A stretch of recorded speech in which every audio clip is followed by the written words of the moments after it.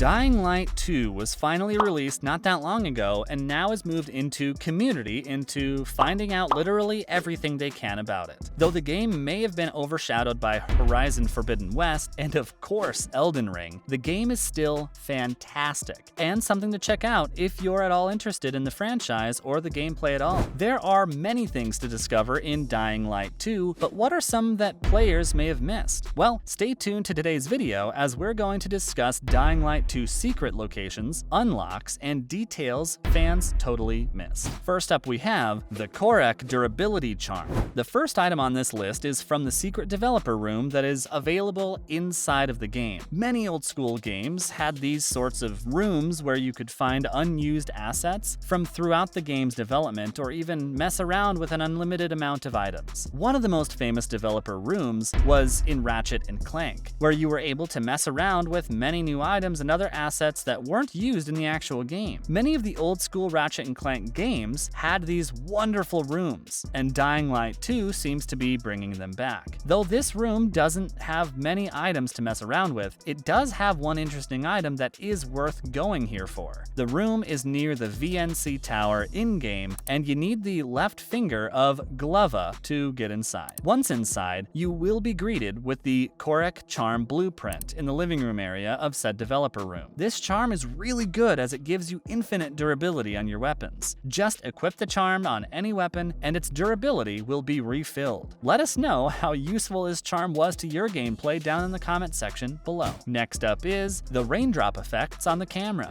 Now that technology for gaming has gotten better and better, we're getting some really cool additions to the first few next generation gaming experiences. From dynamic weather to more things that will keep you immersed within the game that you're playing. One way players love to feel immersed is through weather and how it affects their experience while playing the game. Dying Light 2 has a really cool new addition that makes you feel like you're actually in the game and adds some gameplay additions that you might not have noticed. The main thing we're talking about here is the rain and how it affects you in-game. Though rain doesn't seem to appear for the first few hours of the game, as you get into the loop of the story, it happens more often. Here is where the cool thing happens. Depending on what you're wearing on your head, a mask or glasses, the rain will land on you if you look up. If you stay looking up for too long, your mask will get fogged up and start to become unclear as more rain droplets land on it. It's such a small detail, but one that really immerses you in the experience of playing this game. This has been around for decades now in games, but it's such a cool little thing for this game and it makes such a difference while playing. Let us know in the comments section below if you knew about this. And now, the music changes while parkouring throughout the game. One of the coolest things in this game is how the music is affected while you are parkouring through the game. When music and gameplay are mixed together masterfully, the gaming community goes crazy, as it makes the game feel even better to play. This is why rhythm shooters or smooth shooting experiences like Doom work so well. When the music is influenced by the player's actions, it just makes the experience 10 times better. Dying Light 2 has introduced this feature to its gameplay. According to thegamer.com, basically the music adapts to Aiden's parkour at all times. It gets more energetic when he keeps a string of different parkour actions going without interruption. It hangs every time he makes a large leap into the air, and it often gets muffled indoors or underwater. It's subtle enough that you might go 20+ hours into the game without noticing it, but once you do, it'll add to every single chase from that point onward. How cool is that? Let us know what you think down below. Did you notice this amazing mechanic, or did it fly over your head? Let us know. And our final Dying Light secret is Aiden starts sounding more infected when low on immunity. This final one is incredibly easy to miss if you aren't paying attention to the game whilst low on health. However, it's also one of the coolest additions to the game and shows the detail that the developers wanted to put into this masterful experience. One of the biggest mechanics is, of course, the immunity system. The biomarker is what tracks this and shows the survivors if they're close to turning and if they need to get some UV light exposure soon. As the timer ticks down throughout the game, your character Aiden gets more and more frantic. This alerts the player even more that they need to find some UV light soon or else they will die. However, one cool inclusion is how different Aiden reacts depending on how low your immunity gets. Every swing of his weapon, the noise he makes while climbing, and even just breathing while standing still sounds much more rabid and animalistic than it it does when your immunity is topped off, which makes sense given the origins of the virus in Dying Light 2. He sounds more and more like the animals that you are fighting throughout the game, and it's just an awesome inclusion. Now we have some more gaming news. And now, Elden Ring will take about 30 hours to finish. From what we've heard about the game from those who have played it and of course press outlets, the main story of the game should take you about 30 hours. This is already much longer than the previous Souls games, and even something like Sekiro, which has already much bigger and more open than a Dark Souls game. However, of course, this will probably be much longer for the main story if you keep dying over and over again to the main bosses in the game, so good luck with that. Press has been assured that even the Souls veteran will have a tough time with some bosses and enemies in Elden Ring. Producer of Elden Ring, Yasuhiro Kitao, spoke on the game taking about 30 hours to complete. But of course, you can put even more time than that into the game if you desire. This will differ significantly by the player, but in terms of the targets set during development, the idea is that the main route should be able to be completed within around 30 hours, Kitao said. The game as a whole is quite massive and contains many dozens more hours worth of gameplay, but if we're talking about the main route only, it shouldn't take much longer than 30 hours. The biggest thing going into Elden Ring is the difficulty of it, just like any other Souls game. However, because Elden Ring is a more open world, the developers have assured players that there will be many bonfires for you to save your progress at and respawn if you need to at any point. This game is going to be amazing, hopefully. The game time reflects that as well. Now that the game has been released, it doesn't look like anyone has finished it yet. When they were referring to the 30 hours, it seems like they meant the main story. Many players got into the game and haven't even reached the first boss because they've been exploring the world. The game is just amazing and shows how an open world can work with a game like Dark Souls. Clearly, they were referring to how the game can be beaten without exploring much, but fans are showing that they can squeeze everything out of this amazing game. Fans are already 20 hours in and haven't even killed the first main boss. It's just crazy what a fan base like this can do. Are you playing Elden Ring? Let us know down in the comments section below. And that's the end of today's video. The gaming sphere is getting better and bigger with each passing year. Now that the next generation of consoles are in full swing, we're sure to get even better experiences that will blow our minds. Many games are on the horizon for sure. And even though we don't know many of them yet, it's an exciting time for being a gaming fan. God of War Ragnarok is coming sometime later this year, and both Xbox and Sony have big plans for their flagship consoles in 2022. Let us know what games you're excited to see released this year down in the comments section below. Hopefully you enjoyed this latest video. If you did, would you please let us know down in the comments section below? It would be very helpful. Make sure to like the video, comment down below, and of course, subscribe to the channel with the notification bell rung. Thank you for watching today's video. Bye.